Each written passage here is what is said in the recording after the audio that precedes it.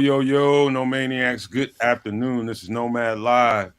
All Bears all the time in conjunction with Sports Zone Chicago. Got my trustees here with me today. My guy, the Canuck. Got Shawn Sierra. We got Keith. Also have Chris in the background who will periodically poke his head in here for some conversation.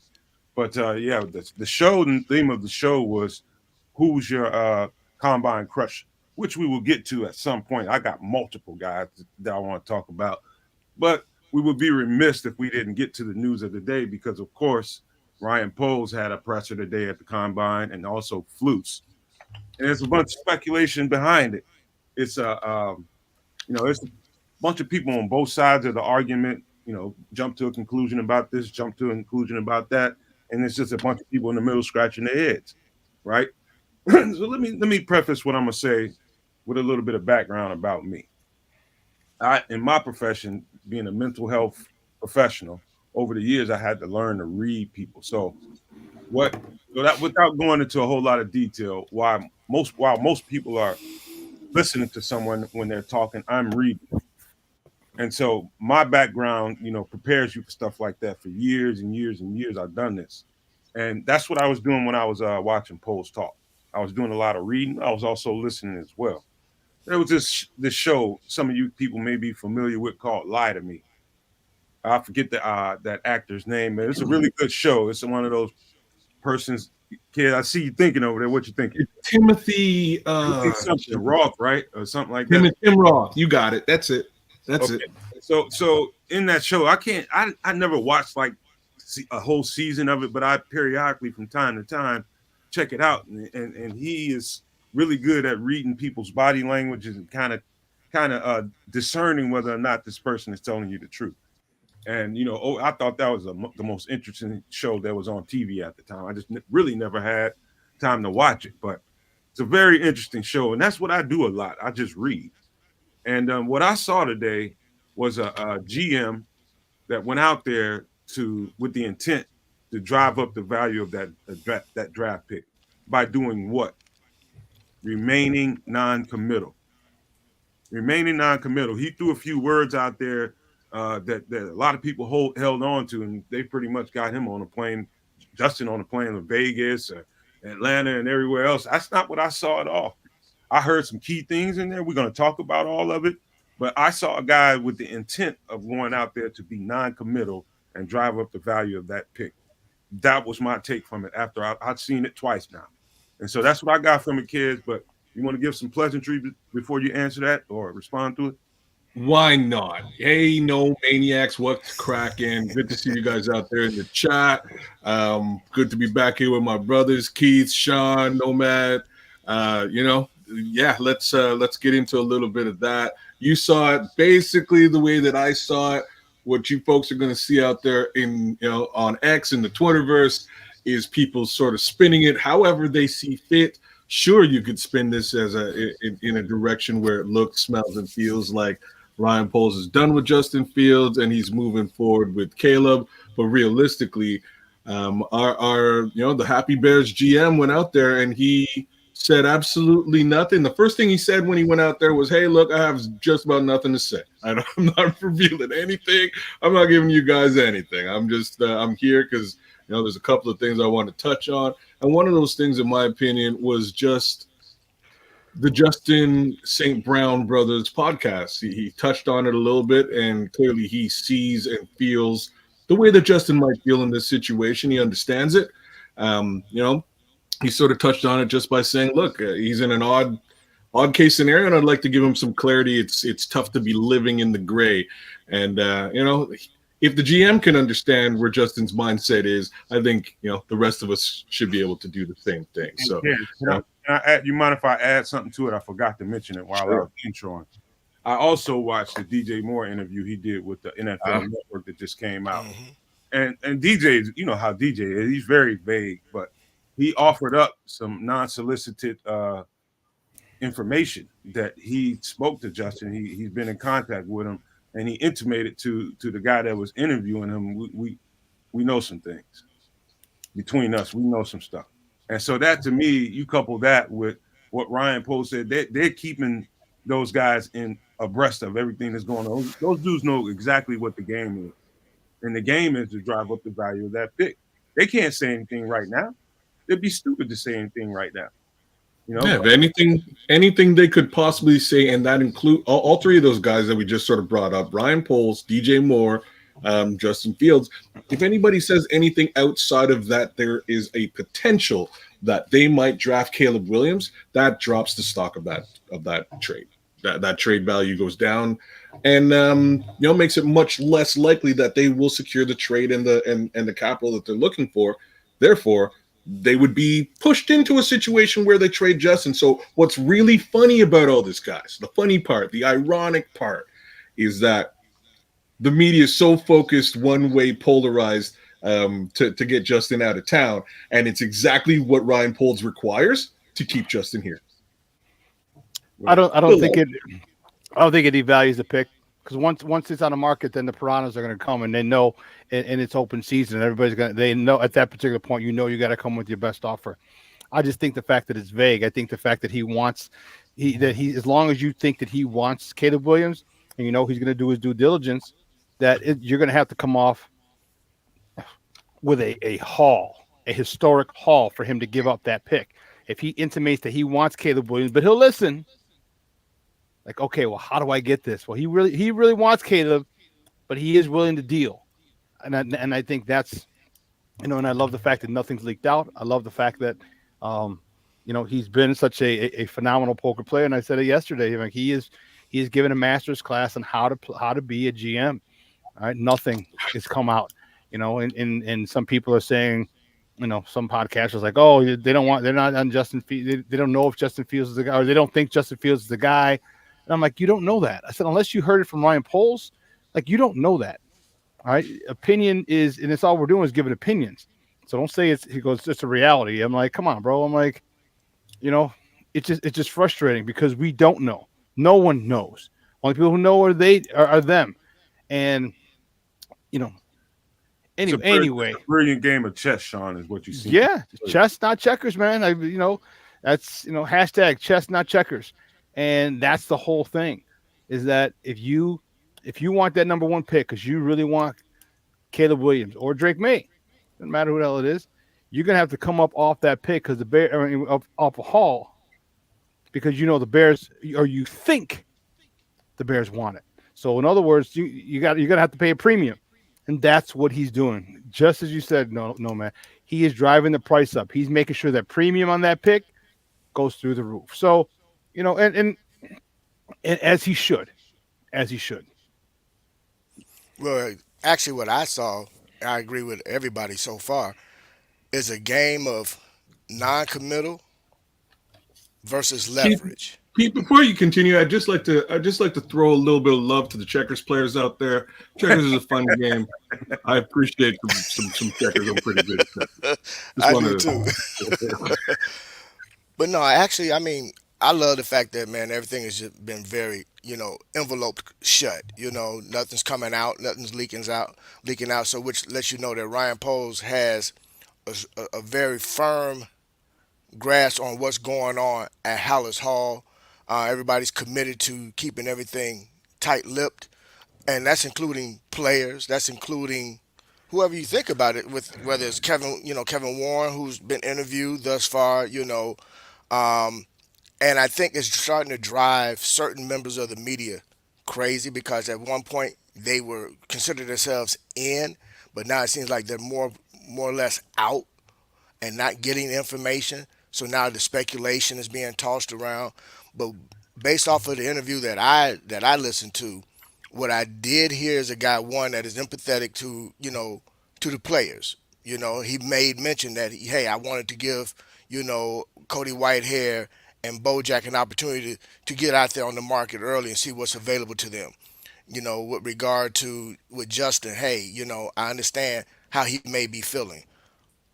But one thing that I really took from it was not so much the non-committal part as much as how he's really leveraging everything, even to the point where I could see them doing what Green Bay did with Jordan Love with Justin Fields.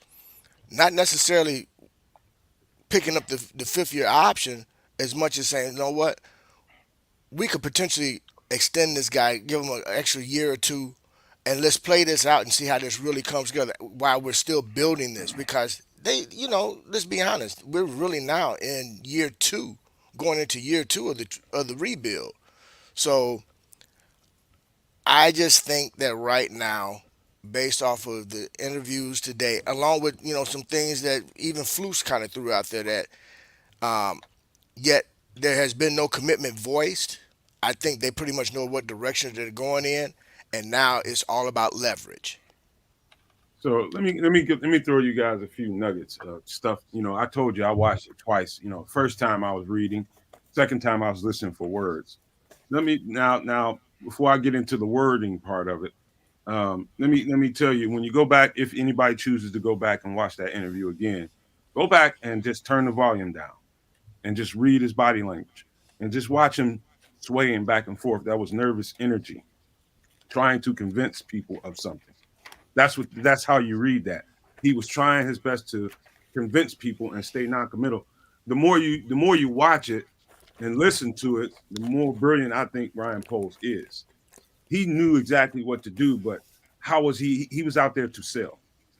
He was out there to sell everybody that we got all options on the table, guys. That's the message. We know what we're going to do, but you need to take in the fact that we have all options on the table. And so here were a couple of keywords. Somebody asked him, what's he looking for if he were to go in the direction of a rookie QB? What kind of leader is he? This is a quote. What kind of leader is he? Another quote. How does he handle pressure? Another quote. How will he handle pressure in a big city like Chicago? Now, before I let these guys respond to that, let me tell you what I observed watching Caleb Williams from afar. Watching him when he was at USC, all of those were red flags. Every last one of them. Every last one of them were red flags. Not to diminish the character of this young man. Not here to do that. But my observation of him was he was sorely lacking in every one of those categories. And do I think he would struggle here in the big city? When things go get rough and pressure of the press comes after you, I think he will wilt under pressure and choose not to do certain things. You can't do that as a franchise QB. You got to be mentally tougher than that. And so that's when he was asked that question and he gave those responses. It was like painting a picture of Justin Fields, because he has all of those qualities, every last one of them. And remember this before you answer, kids. That kid is only a year younger than Justin Fields, and the emotional maturity between the two of those guys it's like night and day. It's like on two different paradigms or something, man. I mean, absolute. Justin has showed absolutely that he can handle the pressure of being a Chicago Bear playing in Chicago, and he's strong when times are tough. And so that's when he answered it that way. It clued me into a whole lot of things, man. But go ahead. Yeah, those are things that pulls. I like the way you framed it there, Nomad, because you could really take shots at Caleb Williams there in that respect, and you didn't. The fact of the matter is, the way that Poles phrased it really speaks to the person that he's had at House Hall for the last couple of years. That's really what that was about. He basically said, these leadership qualities, these qualities that I see in the guy that's in my building right now are paramount. I'm not sure if I'm going to be able to find another guy who could handle adversity quite as well as the guy we have here. These are all qualities, again, that Justin exudes. And I'm not going to be the guy who sits here and says that Caleb doesn't have any of those things. But again, it's up to Ryan Poles to evaluate and determine whether that's the case or not. Thus far, I'm not quite sure. Really, I'm not quite sure if he's going to I think Caleb's going to have a hard time dealing with Bears fans, and I'm being a realist. That's about that's the one negative thing that I will say here, and it's not really a knock on Caleb. It's probably much more of a knock on Chicago Bears fans. I just think that he danced around a lot. I mean, I shouldn't say danced. He danced. He stuck and moved. What I really think he did was all he did was give both sides sound. Right, he gave both sides sound bites to gnaw on, to chew on, and he stayed down. It's down, pretty much down, non-committal. But I think that's the whole thing. Was that was his point? That was his purpose, was to stay non-committal, because if he doesn't know, then you're going to have people saying, well, man, if I give him a big enough offer, he could come up off of that pick. That's the whole thing. That's the whole thing. That the whole reason this thing was down there. He's testing the waters. He's going to be talking to people. He said it in the interview that his phone hasn't stopped ringing. His phone hasn't stopped, and nor will it. And that's what he's down. That's what he's down there for. Sean, if you don't mind, I'm gonna throw you an extra nugget in there too. Now I can't reveal the source. I don't know if it's reliable or not, but I didn't have time to really suss it out before the show. But I got a DM in my I got somebody went in my DM early this morning, and apparently it appears to be that the Commanders are trying to move heaven and earth to try to get up there and get that pick. Now I don't know how accurate that is. Like I said, I haven't sussed it out, but I thought it was ironic that somebody passed that on to me. That information on to me. I'm just like, why are you giving it to me? But I can't say anything speak anything for truth, but I know that made sense to me when I got that this morning, and I'll just leave it there. Well, I didn't have anything, and that's the way I feel. And and contrary to other people, like, I don't have a source yet to, where I can say one of my sources. I guess I could say it and be a BSer like some people, but I'm not going to do that. From what I feel, and you, just like you, Nomad, being a teacher for 15 years, coaching for 15 years, you have to learn how to read people. Growing up the way I did, you have to learn how to read people, and it's paramount. It's paramount. I just think, and I feel that this whole situation is that, Ryan Poles is setting up for something huge, and I'm excited about it. Um, and I think the thing you brought up was being able to handle this pressure. Chicago media is not nice. It's not New York, but it's still not nice. And listen, the whole thing about might be worse than New York, Sean. I was thinking the same thing, kids. I don't know about that, but we could argue that at another show. But the thing about that is, like, I don't have any, but I can tell you that Washington wants Caleb. I told you why Washington wants Caleb. All right, this is okay. Apparently my speculation, but it makes a lot of sense. It's about the dollars. Asses in seats. Season ticket sales will jump. Jersey sales will jump. The new ownership group wants a return on investment immediately. How do you do that? You get the local kid who is a phenom. Again, I've never questioned his talent at all. Of course, he's got flaws. Of course, he's got stuff to work on. There's no perfect player, period.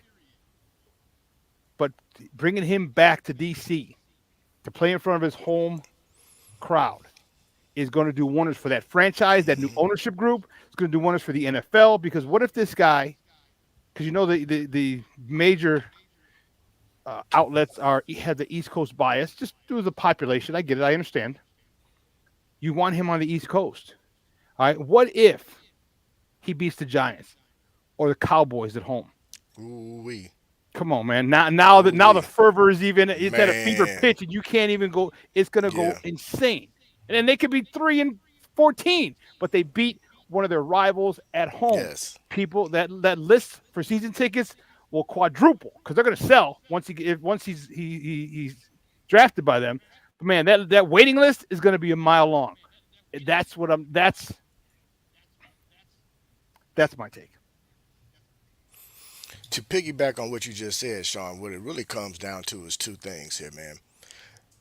With regard to the Commanders and Caleb and them getting him, if they're able to move up to get him, is the cleansing from all the negative things attached to Snyder. Thank you. The new regime and ownership setting a new foundation and basically rebranding the team. What better to do it than to rebrand it with this individual who has been pegged as a generational talent with crazy arm talent, crazy arm throwing angles, all of that, On top of right now, what the NFL is actually in a position where I see that they're getting ready to kind of go kind of like the NBA when they're going to start branding players, making players and playmakers um, just as big as teams because the NFL is really based on teams. But I can see where it's going to be a slight pivot um, where you're going to start hearing more about players, and this could be the start of it now. You know, with all the talk around, are the Bears going to keep Justin or not? That kind of catapults the Chicago Bears and their potential star player if they choose to stick with Justin in that realm, and the Commanders who had a chance, who now went up and got their guy, and you have a Caleb Williams, this guy that was, a former Heisman Trophy winner. He's a generational talent. He's being compared to Mahomes. All of those things, you know. By Keith, doing so, man, I you mean, forgot to mention local. He's a local. That's the thing. yeah, and He's a local. local. You didn't I was, mention he's a yeah, local kid, and you're that's the absolutely biggest correct. draw. It is. It really is. And because of that, man, you know, why wouldn't you do everything possible to set your franchise up for the next 10 to 15 years to have this guy as the face of your franchise and to be that staple of your rebranding of your organization? To me, marketing wise, it's genius. Financial wise, it's genius. It just make all the sense in the world, as well as even for the Chicago Bears with regard to if they do choose to stick with Justin, what it would do for the organization now that, like I said, I've been saying for the last couple of days, the fact that we finally now have a front office with actual football minds and a young GM who's got years ahead of him to really plant himself as being pegged as one of Yep. the best GMs in the game if things really work out in relation to what we think it can be, you know.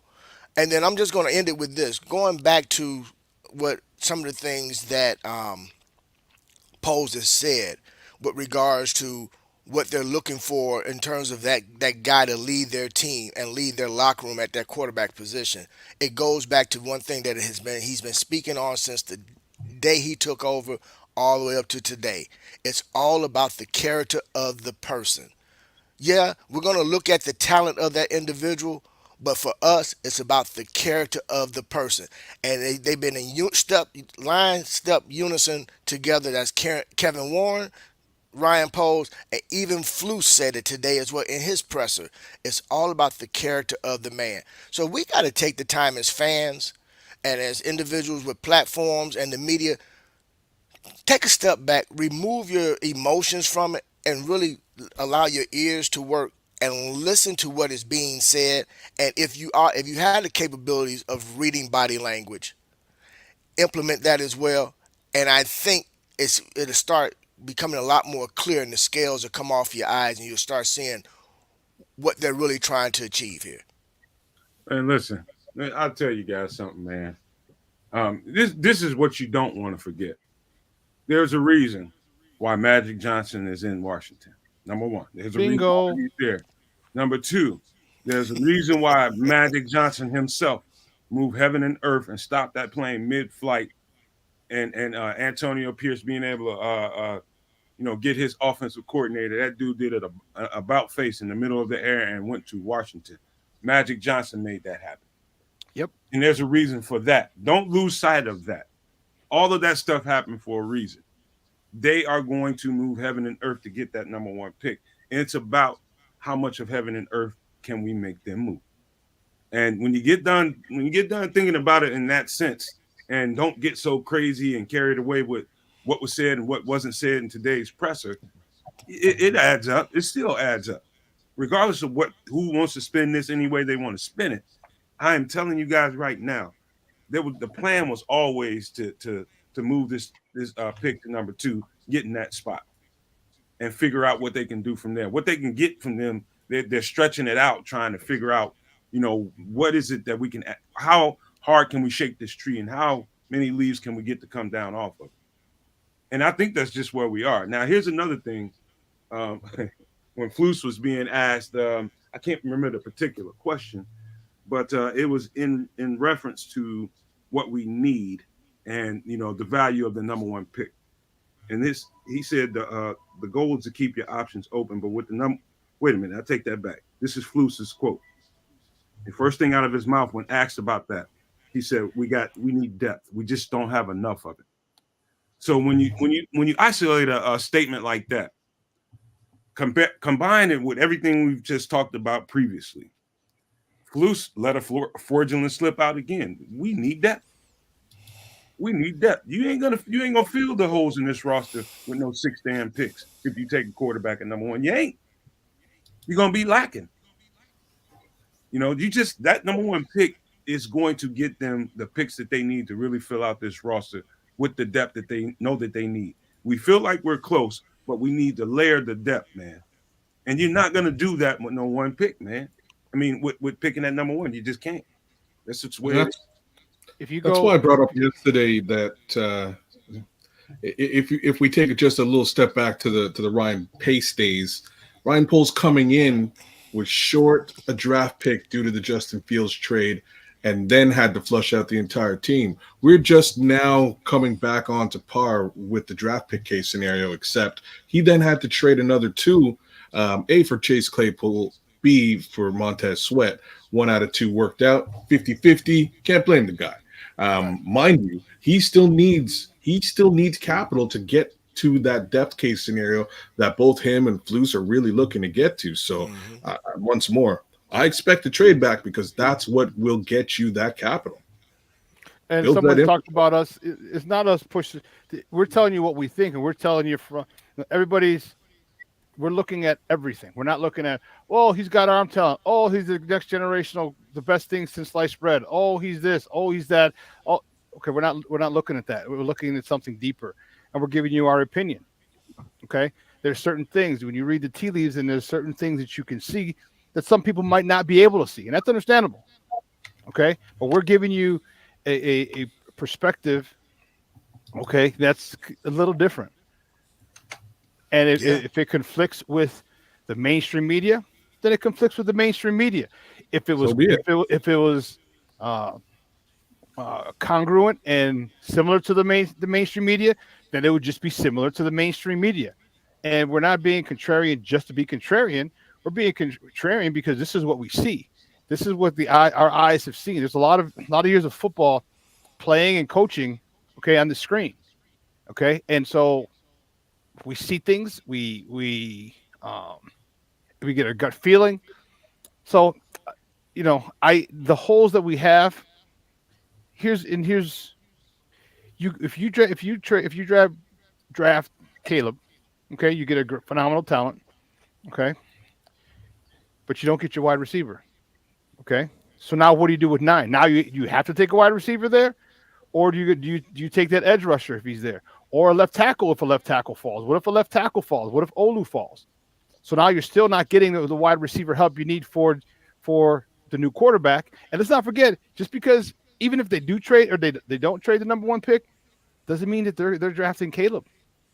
There's a lot of reports now that Drake May has gone up. It doesn't mean it's there's just a lot involved going on here, and it's interesting. It's fun to watch. But I'm telling you, I'm gonna make sure everything that I say is my opinion, not it's fact. It's a reality. I know. Just reading body language, my own read and looking at it from a chess perspective as opposed to a checkers perspective. Man, it all makes sense for the Bears not to keep this pick to trade it because they definitely, man, you trade this, then you can trade that number nine pick. You can trade back again because if you trade back again with and after not trading the first pick, yes, you get more picks, but now you're losing those top players that you want. So we'll see. Again, this is fun. It's interesting. But again, I think that the haul is better now and in the long run because now we're going to get more multiple first and second round picks 25, 26. I don't even, maybe, depending on who's crazy enough, maybe even 27. Wow.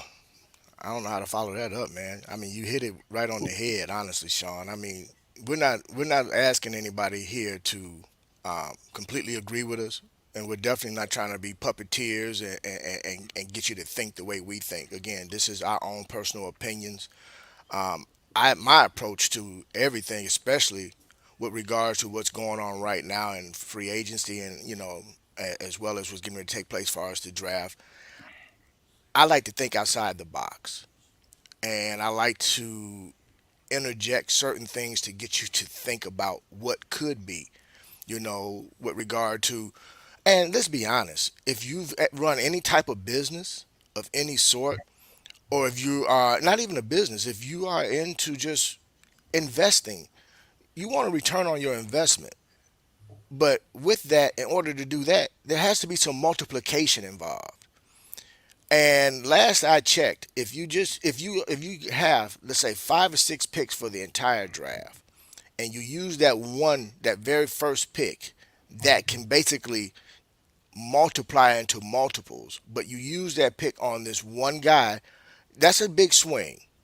And again, it's not taking anything away from that one individual's talent, whether it's Caleb, whether it's Daniels, whether it's Drake May, whoever that person may be. Heck, for that matter, you know, let's throw another spin on it. Let's just say they take that first pick and go get that wide receiver, that Marvin Harrison Jr. We still in a position where, okay, we got that receiver, but we still have other holes to plug. And with 5 remaining picks, with more than 5 holes that need to be plugged, how are you going to achieve that? So you have to get creative in regards to how are you going to multiply your picks. That's why I believe that there's a possibility of that pick being traded back twice, because now it gives you more of an opportunity to plug more holes. Yes, you do have free agency before the draft, and you can address some areas there. But even with that, we got to also look at depth, and what depth do we need at certain positions, because we definitely know one thing for sure: the O line needs depth. We got hurt last season because of the lack of depth Every on our season, offensive line. Absolutely.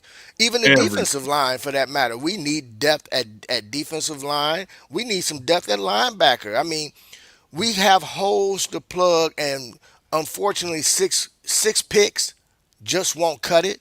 We have to get Poles has to get creative and figure out a way to do it. And the only feasible way that makes sense, contrary to what everybody may think, is taking that number one pick, trading it back at least once, if not twice. And for that matter, there's a possibility to put that ninth pick into play and trade that back and get some more additional picks as I well, knew he to was going to really say just add it up and just say, okay, hey, now we go from starting out with 6 picks for the draft. You can end up with what, 12, 13, 14 picks? Now you've addressed the holes that needed to be plugged, as well as the depth for your team. And also, now let's talk about next year in the draft, next year's draft, and the year after that draft. It's all about getting yourself set up to where you can continue to run lean, but yet still be productive, and spread the money around like you need to. Look, like I said, the young man is young enough to, at some point, if he really pulls this off the way I think he can the next year or two, this young man can start being talked about as being one of the best GMs in the league if he does what I think he's going to do, which is add multiplication into the game and So let, address everything that need to be addressed. I don't, let but me let again, me that's just let my me opinion. let me put a pin in this conversation right quick because we're gonna pivot to what we came here to talk about, and some of these guys is gonna be at this combine. Let me put a pin in this. This is you and anybody listening to my voice. If you can hear me, audible. I mean, on an audio pod, or if you're watching me live, watching us live. Think about it in these terms. Where are the areas of need? Here, I can name them for you. Tackle, probably guard. You need some depth there, both of them. Center, that's three. Um, Receiver, that's four. Possibly another tight end, that's five. Definitely on the defensive line, the edge rusher, that's six. Maybe another tackle. I don't know if they do that in draft free agency. I don't know. That's seven. And you definitely need 2 more safeties. Bingo. Not 1, but 2. You need Jaquan Brisker to have a qualified backup, and you need 2 more safeties that's roaming free deep. So I just named about 7 to 8, 9, roles that need to be filled here that we don't have the depth for. How do you get that done in 6 damn picks, man? You can't. You can't. So just to double down on what you're saying here and what Keith sort of brought to light, I watched CHGO yesterday and Adam Hogue did his draft. And there was nothing wrong with his draft. His draft was pretty good, except for the fact that he only had 6 picks. It was a real quick draft, y'all. It was a good draft, but real quick. And when I say real quick, what I'm really trying to say is you're just not getting the depth you're trying to get, especially of key high caliber starters, within the first 100 players of the draft. You're just not going to get that if you don't trade out. It's about that simple. And Adam showed it yesterday. I know he loves his draft, and again, I'm not knocking his draft. It was actually pretty well put together. He got a lot of players that I personally covet, but end of the day, it's only 6 guys, and Nomad just laid out. We need a heck of a lot more than that to get this thing on track. And Ryan said it again today. He's going to build through the draft. That's what I expect him to do. Stop. Okay. Everyone stop it. You just want to be negative Nancy. You want to be Chicken Little. Okay, stop. All right. I see a couple people saying you can't do it in one draft. This isn't one draft. This is his second draft. Okay, it's not one draft. So stop being contrarian because you got PTSD. All right, we have a new front office here in Chicago. It's not the good old boys network like before. Okay, last year was one draft. Sean. Say that again, not Sean. The good old boys network like before. Okay, we had last year. We got a starting right tackle. Okay, we got a starting wide receiver. We got a starting cornerback last year. Okay. We have, this is not his first, it's not one draft. There's more picks that we have. So it's going to continue to build. And that's what you have to understand. And you're saying it's not going to happen in one draft. This is not one draft. All right. This is it. This is now you're adding more layers. And because we have that number 1 pick, because you have, all right, the Willy Wonka lucky lottery ticket. Okay. For all my people who read, and that was one of my favorite books. But anyway. Okay, you got it. You can fill, and you're not going to be filling. And somebody said, "Just guys." Are you serious? See, this is. I'm sorry, DC. You're right. It is the 3rd draft because they got Jaquan Brisker in first. Jaquan Brisker and Kyler Gordon, your first draft, and then this is your the 3 last year.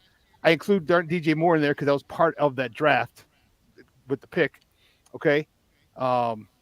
So you're getting boom, boom, boom, boom, boom. Like it makes sense. It makes a lot of sense for me. All right. Okay, to get this haul. I don't. It's funny why people are so quick to say. And whoever said that earlier, like it's just guys. These are 1st and 2nd round picks. These are not just guys. We're not getting 5th round picks. We don't have 7 picks in the 5th, 6th, and 7th rounds. No. The picks that we're getting, a lot of them are going to be 1st and 2nd round picks. Those are not just guys.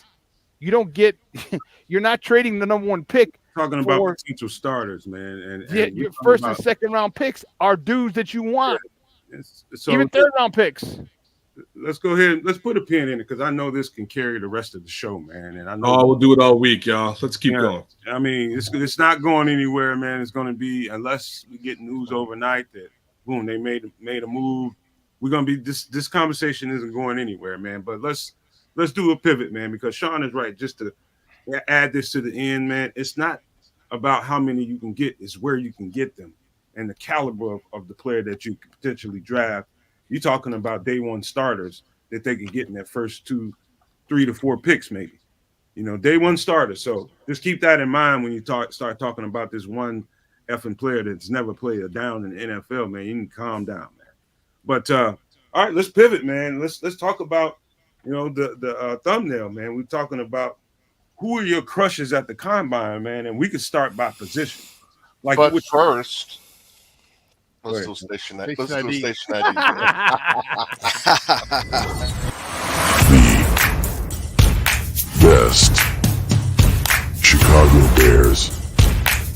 content anywhere. Catch Nomad live pregame 1 hour prior to kickoff, and Nomad at night postgame, and every Friday evening at 7 p.m. Central on all the most popular streaming platforms, and only on the Nomad Network. Hit that like, hit the subscribe button for this network and also over there for Sports Zone Chicago. Why? Because you like us. Why? Because you know we do a damn good job over here. And we don't let you down. We give it to you the way we see fit. And that's just being fair, open, and just giving you a little bit more layered, nuanced information to really think about. I don't know anybody else that really does. You got to kind of read between the lines and make sure you're giving your audience the best that you can give them. And I think we do a pretty good job at that over here. So keep pushing us along, turn us into the beast that you want us to be. And you do that by helping us out, by liking, subscribing, and sharing the content with other people and hitting that notification bell so that whenever we go live, you know exactly when we're doing it. And so just do that for us, man. You got us rolling. Let's keep the snowball rolling downhill, people.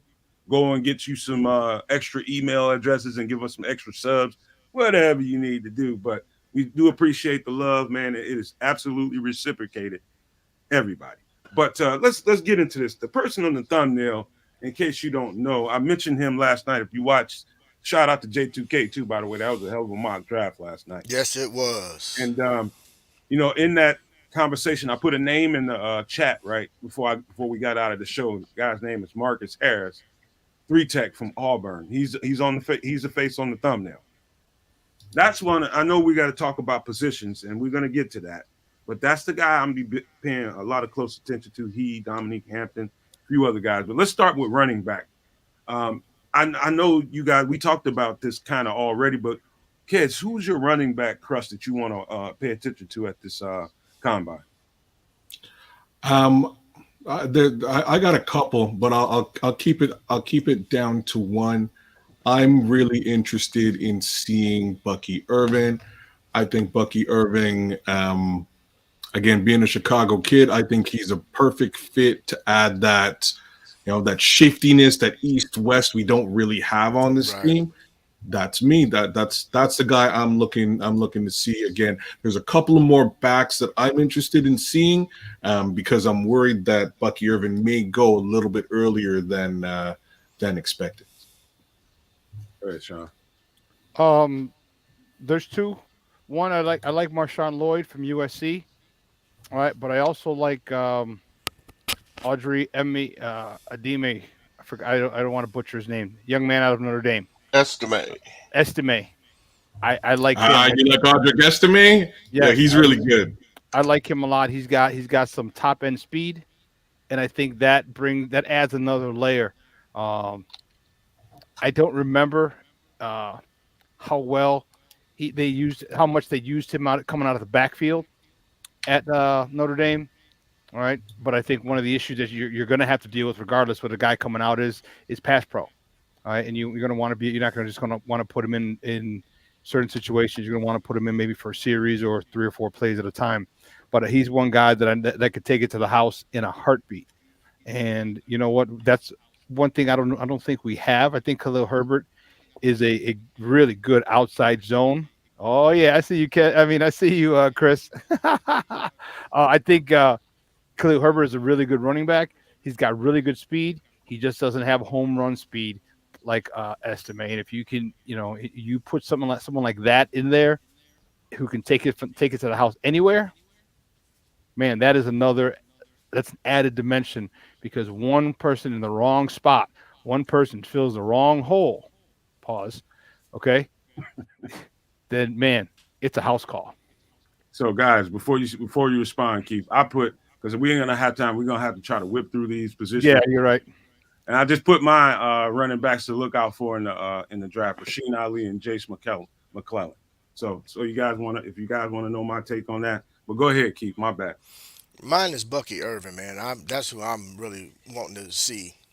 But more importantly for me, how I always approach the combine each and every year, I really look for those that nobody else is really checking for and see who really just jumps out, man. Who just separates themselves was kind of in the middle of the pack or down at the bottom of the pack, and nobody really expected them to, make an impression. I'm looking for that guy. That's who I'm really looking to check for. Yeah, I know Bucky's gonna come out and do his thing, but I'm looking for that guy that nobody else is checking for. I want that person to emerge. I'm always for the underdog, man. I've always been that guy that shoots for the underdog, and especially this particular draft season, I'm really checking for the underdogs. All right, so let's keep it pithy and keep it moving, man. And we're gonna go to receiver. Go ahead, kid. Let me, because I'll just type mine in just for the sake of time, so we can keep moving. You on mute, kid? Me and the damn mute button. The list of receivers is so vast this year that I'm gonna look at other guys really. So we all know the guys that you Yeah. would normally be talking about. I'm a little bit interested in Lad McConkey. Lad's getting a lot of looks, a lot of words. Other guys I'm looking at, Xavier Worthy. I think Xavier Worthy could be a great fit for this team by way of punt return, kick return, as well as wide receiver. I think he'd be a bit of a triple threat if you include the special teams. A couple more guys. Luke McCaffrey. If he's anything like the daddy and the brother, hey, he's worth a late rounder for sure. Right? Like that's all I got to say. Now, I'm going to preface it with this for those of you who are not as familiar with Ed McCaffrey as some of us here on the panel. A famous quote, and it's one of my favorite quotes from Shannon Sharp's brother, Sterling Sharp. Sterling Sharp at one point, he was talking to Shannon way back in the day, and they were just chopping it up. Sterling kind of turned around and he says, "Man, I can backpedal faster than Ed McCaffrey." And it's just one of those things it always kind of bounces around the back of my head. Even as much as I hate the Green Bay Packers, I have a lot of respect for Sterling Sharp and what he was able to do during his time there. Ed McCaffrey wasn't the fastest guy on the block, but if we don't, if Luke McCaffrey doesn't put in some sort of ridiculous 40 time, which I have a feeling he won't, I still have a feeling that he has all the other measurables. Both of his parents are athletes. His mom's a soccer star to some degree. Obviously, his dad's a football player, and his brother's also a football player with the same pedigree. So if he trains anything like Christian, I would still be interested if he's not super duper lightning fast. Many more guys, but I'll throw it down to Shawn, man. Who are you looking at wide receiver? 3. I want Roman Wilson. I want to see him. Give me a slot guy who's daring and likes yak, and I think he's one of those guys who can get it. Xavier Leggett, I think his stock has dropped, and that's excuse me. I think I want to see how motivated he is to get his stock back up. And then Brendan Rice, I want to take him with a late, take a flyer on him in the late rounds because he's I'm sure he's got an ego. He's got a lot to live up, a lot to live up to. Another late round flyer on a guy, son of a Hall of Famer. Very key. Mine, Brian Thomas Jr. I want to see, especially if he works out. Hopefully he does. Keon Coleman. Nice. Okay. Keon Coleman. And I want to put an eye on Brendan Rice as well. What I'm really going to be looking for out of all the receivers that do work out, I really want to see who's got the soft hands. That's going to be important to me, to see who really has the soft hands. Of course, you're not going to get a lot of stuff is scripted, but I really want to see who has the soft hands. That's what's going to really tell for me. And again, like I said, and this is consistent throughout the entire combine for me. And I want to see that one or two guys that just jump out that nobody else was checking for. All right. For the sake of speed, we're gonna jump to tight ends, man. Just try to be quick about it. Wait, Malachi Corley, the Yak King. Yeah, we know you Kid love from Western Kentucky. Mm-hmm. Yeah. All right, so we're gonna jump to tight ends right quick. I'm just gonna type mine in again and let these guys go ahead and tell people who they'll be looking at. Go ahead, kids. Dallin Holker, I believe is the last name. A little bit Colorado interesting. He's a big boy, so I'd be interested to see what he's able to do, especially in the 40. If he can put down some decent speed, he might be impressive. He looks like a guy who's got that that wingspan, 50-50 ball case scenario. So I'm interested there. I'll skip over my normal second guy and go to my third guy. I'll leave him for you guys because I'm sure you'll be looking at him. My third guy is Trey Knox. Trey Knox is fast. He's a weapon. So I'm kind of interested in Trey. Trey's a little bit. He ain't 6'6" is really what I'm saying. I think he's around 6'3", 6'4". A little bit smaller, a little bit less by way of wingspan, but a little bit more by way of speed and actual like receiver caliber. So I have a little bit of interest in Trey Knox too. What about you, Shawn? Yeah, Dallin Holker was one of my guys too that I want and I'm looking forward to. I just like him. Obviously, Brock Bowers is a stud, but for whatever reason, Tavion Sanders from Texas. Tavion Sanders. Yeah, he's a little shorter at 6'4". I mean, I like I'd rather have the tight end that we pick 6'5", 6'6", 6'7". Okay, but if you're able to get the job done, that's cool. Those measurables. I mean, once you're over, it's 6'4" is like the bottom, but those are my tight ends. Well, actually, Nomad and I share one, which is Ben Sinot. Definitely want to see Sinot. I want to see what he looks like, and I'm with you kids on Holker.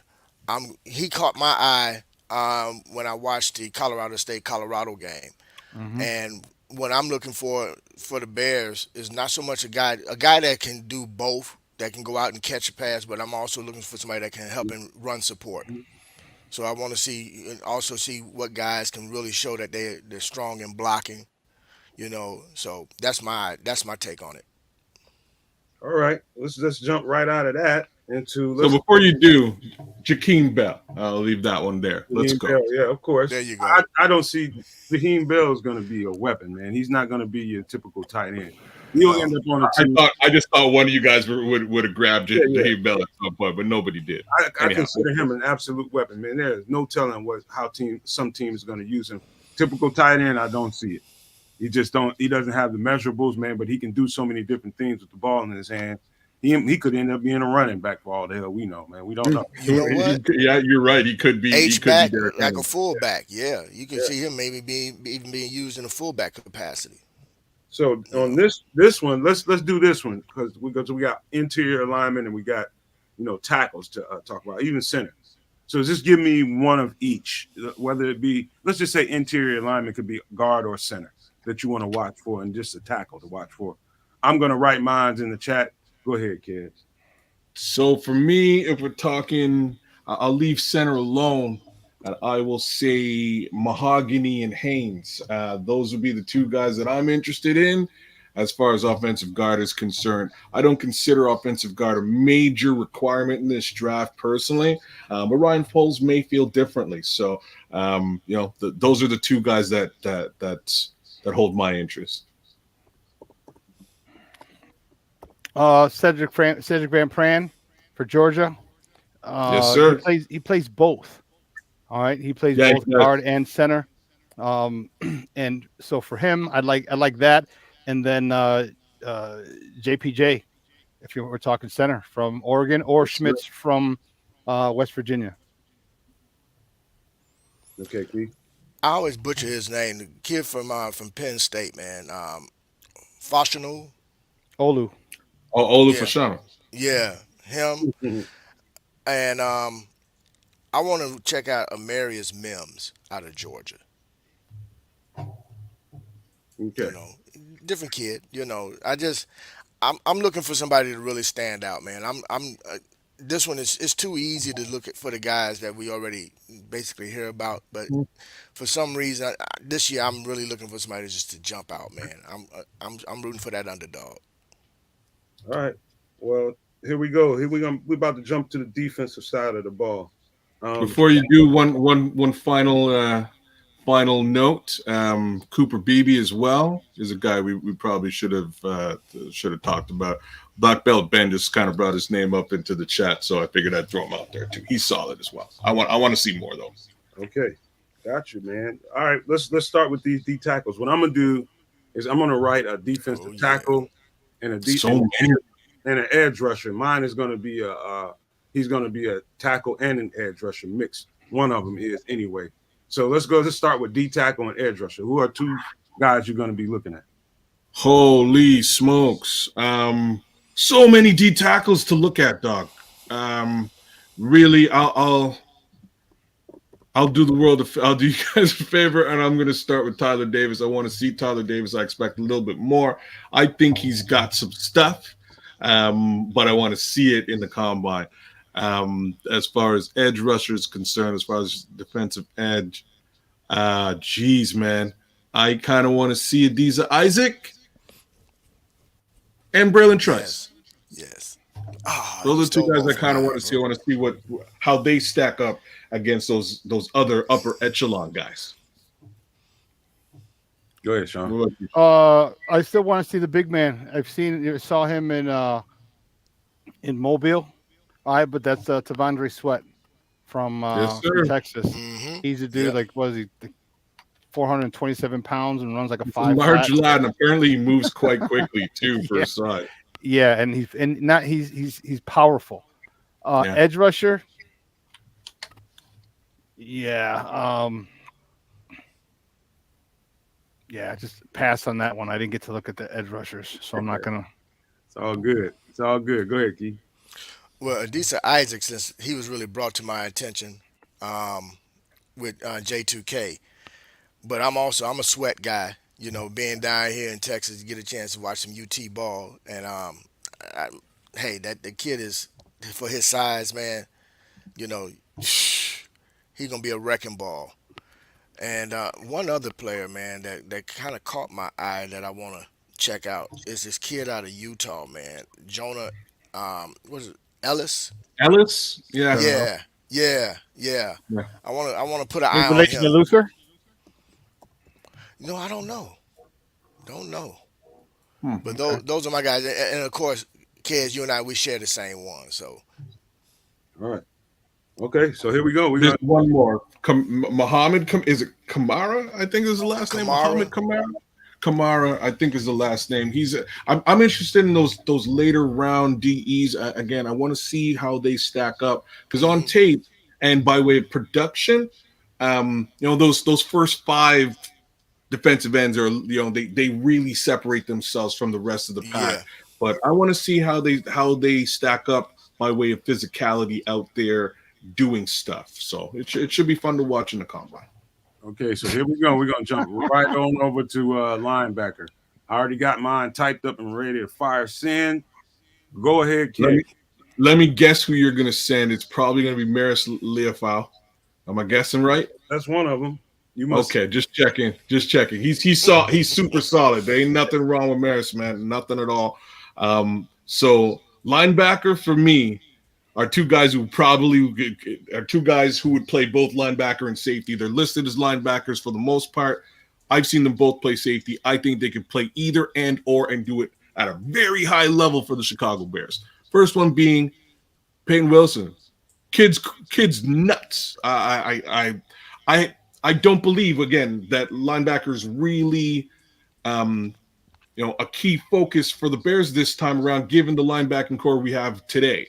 But if you can get Peyton Wilson on your team, I wouldn't be mad at you. I'm also now going to throw the second guy that I have, and that's James Williams.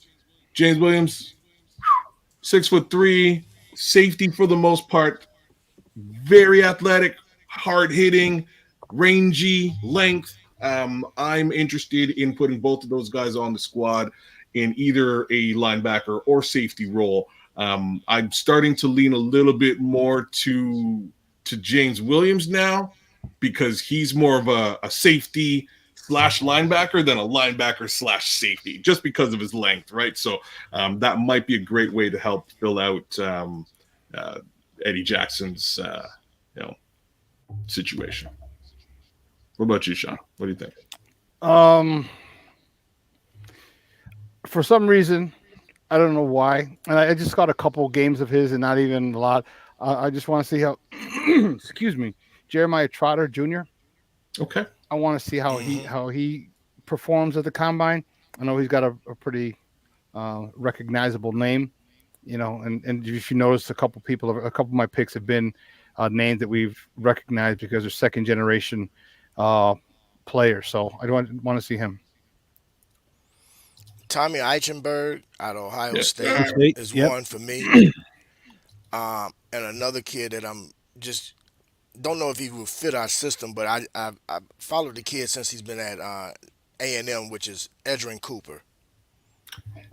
Yep. I'm really glad you brought him up. He's fantastic as well. Once more, I still don't think we're really going into the linebacker market, but another guy Right. that I'd be very interested on the Yeah, squad for sure. I Mhm. enjoy watching him on Saturdays, man. So he's a kid that I want to see be successful. Period. Whether he's one of us, whether we pick him or not. I just think the kid's got awesome motor. He's got some amazing skills, and I think wherever he lands, he's going to be spoken about on Sundays. All Yes, right, sir. let's jump to the DBs. Do me a favor, guys. Let's give me safety. There's one safety and one corner. I think if anybody's been following the Nomad Network, if you watch the shows on a regular basis, when we got to those position groups, you should be able to tell exactly what safety and what corner I'm going to be talking about. So I won't burst your bubble on your safety because I'm pretty sure I know where you're going. You know what I mean? I will talk about the guys that I really man. Similarly, I don't really see us doing the cornerback thing, but if we do, there's so many in this list that I like. I'll start with safety though. Safety, I'm all day Tyler Nubin. Major reason why, very similar to Bucky Irvin, another Chicago, Illinois guy. So I know Poles has he likes to bring hometown guys back home as part of the squad. So I could see him potentially focusing on both of those gentlemen. But Nubin's he fits the mold, man. He really does. As far as CB is concerned, um, geez, man. Uh, I'm blanking. We'll come back to cornerback for me. Who do you think, Shawn? Safety, you turned me on to him. I know, so I'll let you ride with him. Nomad, your guy. But I like Tyler Nubin as well. I looked at him, Kez, and I really like Tyler Hmm. Nubin. Like, give me some big free safety guys who are playmakers, and the thing about him is he's a thumper. I like the fact that he's a thumper. You know, yeah, just to cut us short on time. Tyler Nubin and a cornerback. I don't know. I can as well. So okay, For me, so I'll give you the corner before you go, Keith, and I'll give you two. Um, TJ Tampa is awesome. He's fantastic, and he would fit the mold so well. The second guy is much more just a guy I like, and that's Mike Sanders. So he's really good, but he's a little bit small. He's on the smaller side. Personally, I would rather a corner if we do get him to be a little bit more rangy, have a little bit more length. But this kid hits He's hard. definitely he's definitely a slot corner, but Yeah, he's a they slot. draft one, man. To be honest with you, we need that depth. I agree. I like him. He's got motor, man. What are you saying, Keith? well, safety, I think it's a consensus for Tyler Nubin, man. I like the kid, but at corner, Quinion Mitchell, I like that kid out of Toledo, man. I think he's going to be a gamer. Everybody. Of course. Many gonna say, well, he didn't play against that top tier talent, but I think this kid is gonna come in. You talk about somebody coming in with a chip on their shoulder. That's gonna be this kid right here. He reminds me of a Peanut Tillman. Okay, I'm gonna I put him can in see that it. class. I'm gonna put him in that class right there, Peanut Tillman. And the fact that he attends the same college in which Flus went to and played linebacker for. So just pay attention to that. All right, man. I think we covered everything, man. We got to it all. Let me give you guys a little heads up. We're talking about doing an extra Nomad at night tomorrow night around 7:30 or 8 o'clock. If you guys would like that, show us a thumbs up. Give you an extra Nomad at night tomorrow, man, around 7:30 or 8 o'clock. Would you like that? And that's on top of the show we'll do at 1 o'clock tomorrow, 1 o'clock Central. But we want to get into the Wednesday night space and see what kind of gains we can make there. And so that being said, man, I just want to let's give everybody a shout out before we get ready to get out of here, kid. Hey man, lots of love in the chat. I'm just looking to see I'm just looking to see which safeties you put in as yours, and Hampton was not a surprise. That was exactly who I thought you'd put in, but I also thought you might have went with Kitano Ladapo, so I had to double check.